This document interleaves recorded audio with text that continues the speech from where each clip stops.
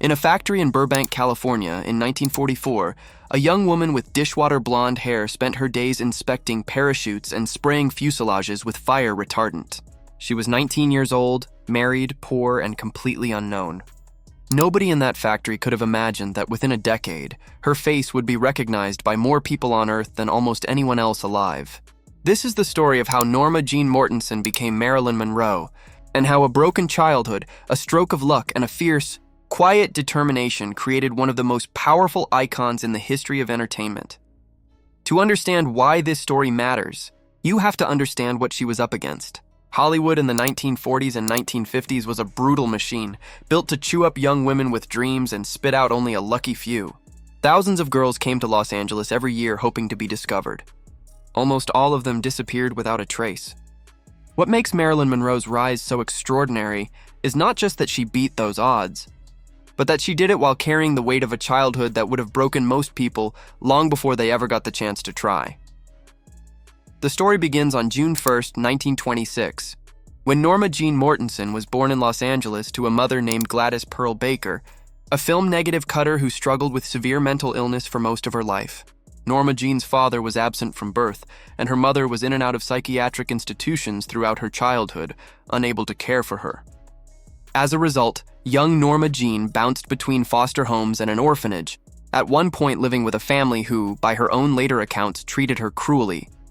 She spent time in the Los Angeles Orphans Home Society, and by the time she was a teenager, she had lived in nearly a dozen different homes. At 16 in 1942, largely to avoid returning to foster care, she married a 21-year-old neighbor named James Dougherty. It was less a romance and more a practical arrangement, a way to gain stability in a life that had offered her almost none. The turning point came almost by accident.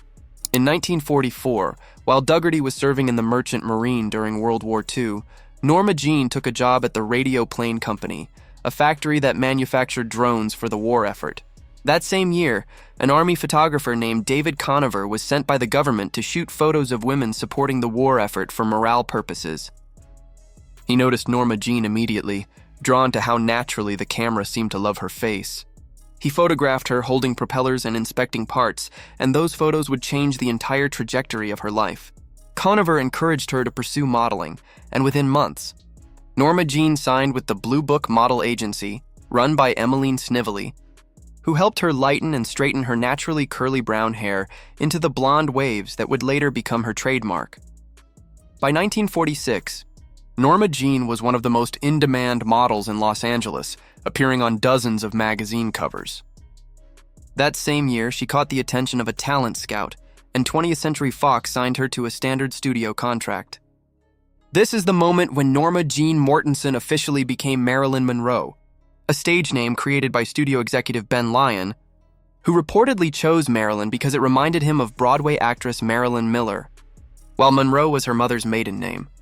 It was a fresh identity, built deliberately, the first step in constructing the version of herself the world would eventually fall in love with. But fame did not come quickly.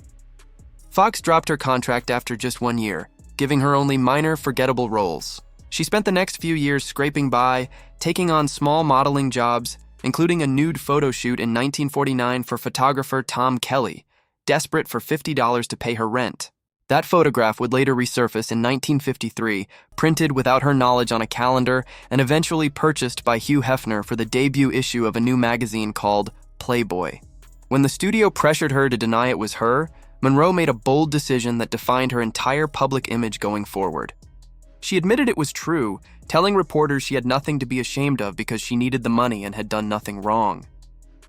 Rather than destroying her career, that honesty made the public adore her even more. Her career slowly rebuilt itself through persistence rather than a single lucky break. She landed a small but memorable role in the 1950 film noir classic The Asphalt Jungle, followed by another small part in All About Eve that same year, working alongside legendary actress Bette Davis. These roles were brief, but critics and audiences began to notice her. 20th Century Fox signed her again, and this time, they invested in her development, sending her to acting classes and grooming her for stardom. The real explosion came in 1953, a year that changed everything.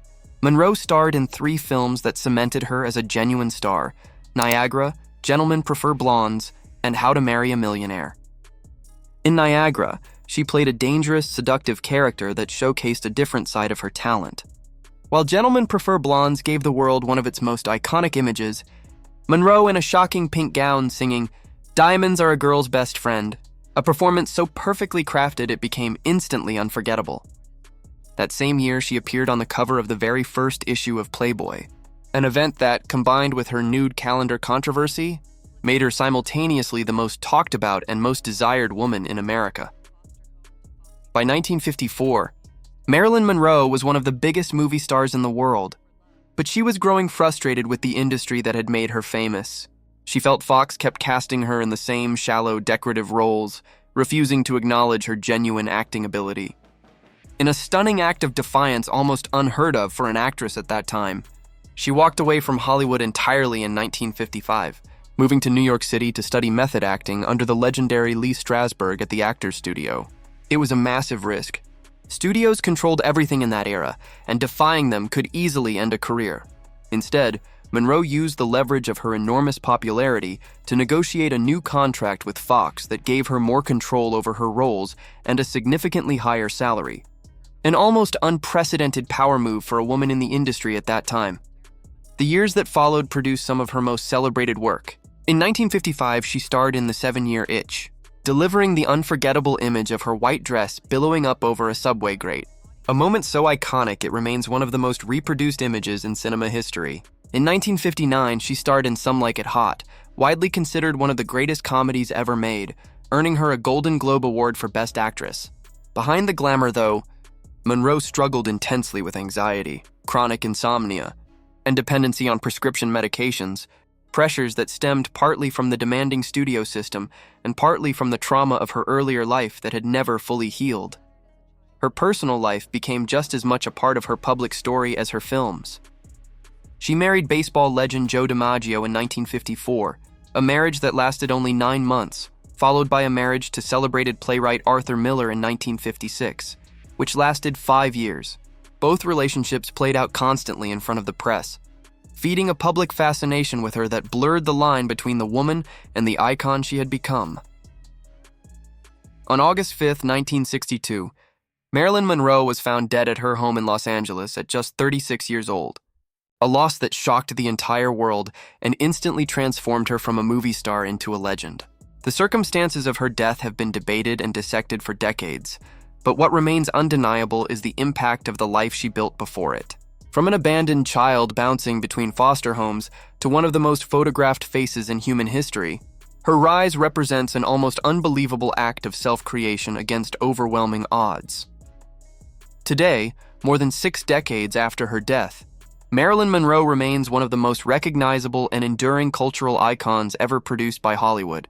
Her image continues to appear on merchandise in museums and in the work of countless artists inspired by her. From Andy Warhol's famous silkscreen portraits to modern fashion campaigns that still borrow her look and presence. Her story endures because it is fundamentally a story about reinvention, about a woman who took a painful, unstable beginning and transformed it into a legacy that outlived her by generations.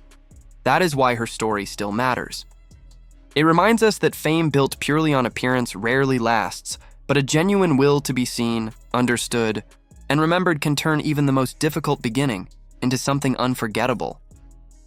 If this story gave you a deeper appreciation for the woman behind the icon, hit like, subscribe for more true stories of how legends were made, and tell us in the comments who you want us to uncover next.